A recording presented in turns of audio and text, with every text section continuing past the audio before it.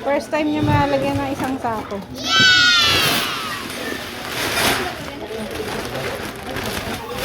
Thank you. Araw ng sahod, kaya si nanay ay masaya. Kamusta mga kananay? Itong dalawang to, okay na naman sila. Tapos mamaya, away-away na naman. Alam ko naman talaga sa mga bata ay natural lang yan. Ako nga nung maliit, mortal enemy ko nga yung pinsan ko.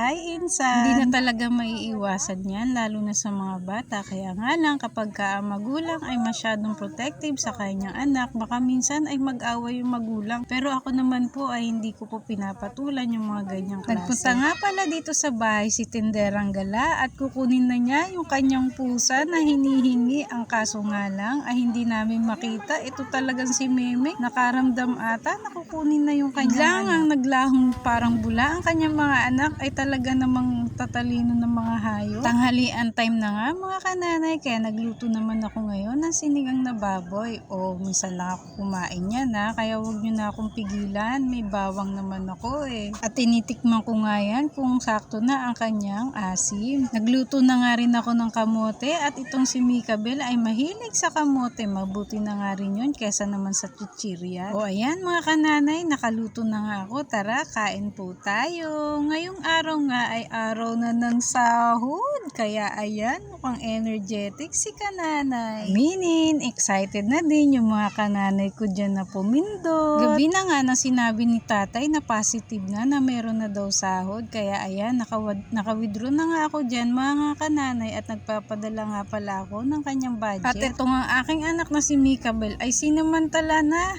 ni nanay, bili mo ako ng yogurt at ng french fries. Hindi naman ako makatanggi at bagong sahod nga ang kanyang tatay. Kaya kayo mga kananay, kapag sinabi na inyong anak, Nay, sama ako lumabas, ay nako, alam nyo na kung ano ang gagawin nila sa inyo. Kaya dapat lagi kang nakaredy aking kananay.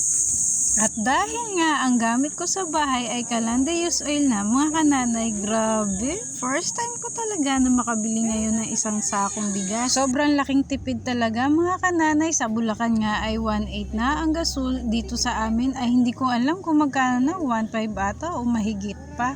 O diba, ipambibili mo ng gasol, ibili mo na lang yan ng bigas. Every 15 days po kasi kapag sumasahod ang aking asawa, 10 kilos na bigas lang ang aking binibili mga kananay. Kumakasya na yun sa amin. Hindi naman kasi ako malakas kumain dahil nga nagbabawas ako ng kanin. Ay talagang mapapa-thank you Lord ka na lang talaga sa lahat ng blessing. O siya mga kananay, hanggang dito na lang.